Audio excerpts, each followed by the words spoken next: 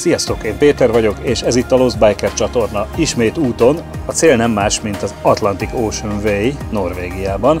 Idáig szeretnék eljutni, most irány Hamburg.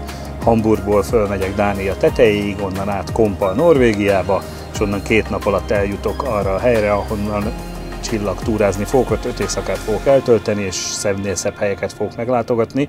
Tartsatok velem!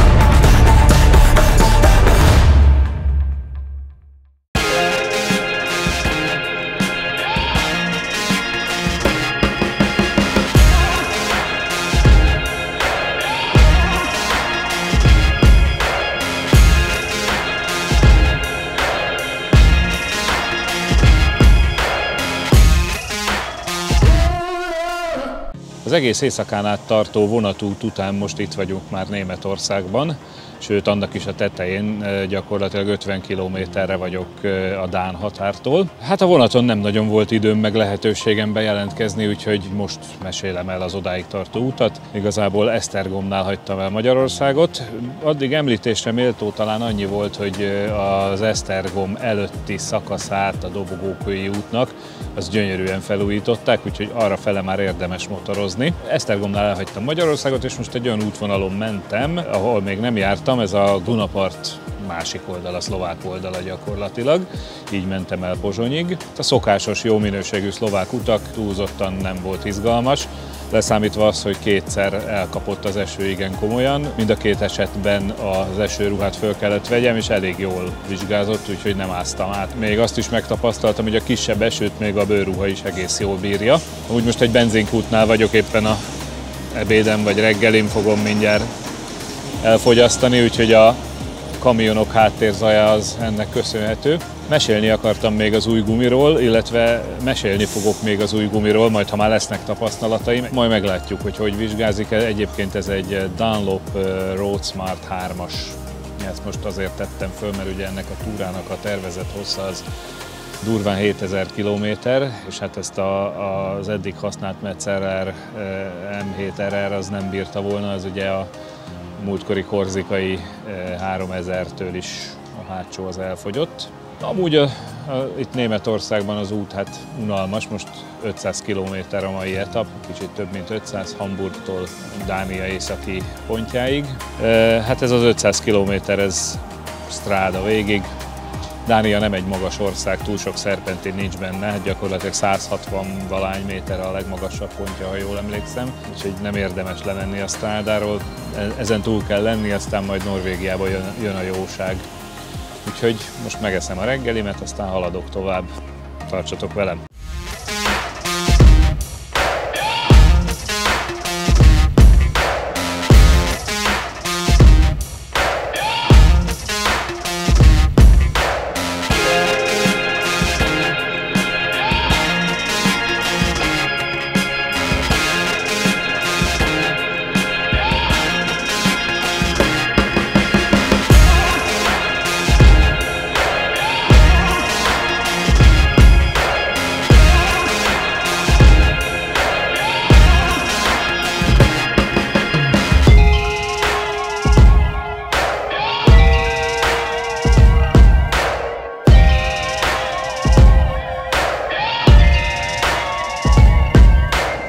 Sziasztok! Megpróbáltam találni egy szélvédett helyet, ami még azért kint van.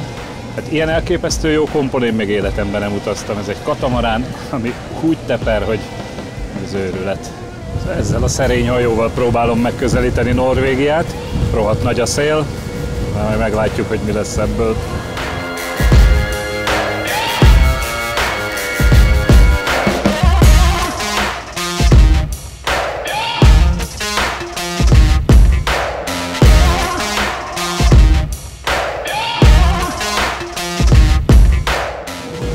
dán szakasz viszonylag nyugodt volt, ilyen 100-120-as tempót lehetett tartani végig, Gyönyörű, szép, erőfényes napsütés volt, esőnek nyoma se volt, úgyhogy hát átszaladtunk az országon.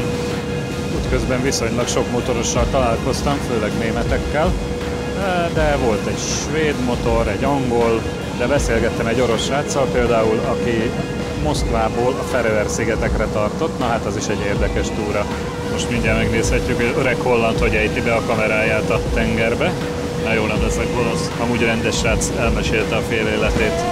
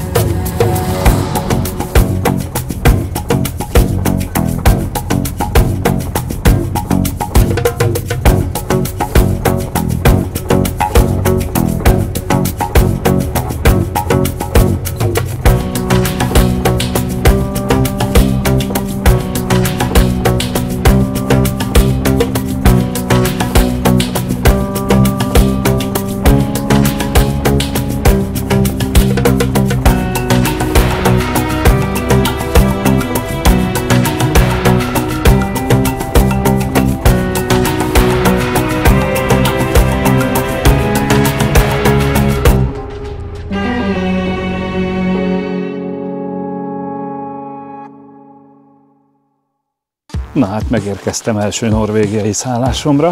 Hát az ide vezető 800 km az nagyon durva volt, mert alig volt benne kanyar. Már el voltam keseredve, már egy-egy stráda feljáróra is elkezdett porcosodni.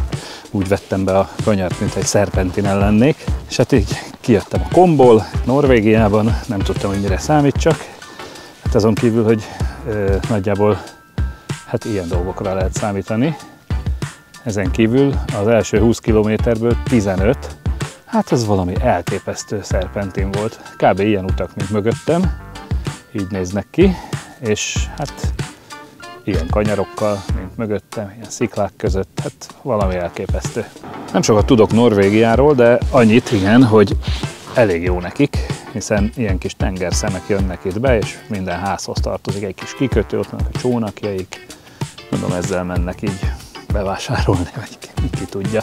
Kóp kikötőtől nagyjából 15-20 kilométert jöttem, illetve azért 20-at, mert 15 lett volna, csak már rögtön itt találtam egy ilyen kanyargósabb utat. Amúgy, ahogy most körülnézünk, most este 10 óra van, úgyhogy nem kell sietni a lefekvéssel, mert nem sieti el a sötétedés saját magát, és most ugye egészen délen vagyunk, úgyhogy ez fönt északon majd innen még egy olyan 1200-1300, sőt 1500 kilométeren, ott majd lesznek szép fehér éjszakák.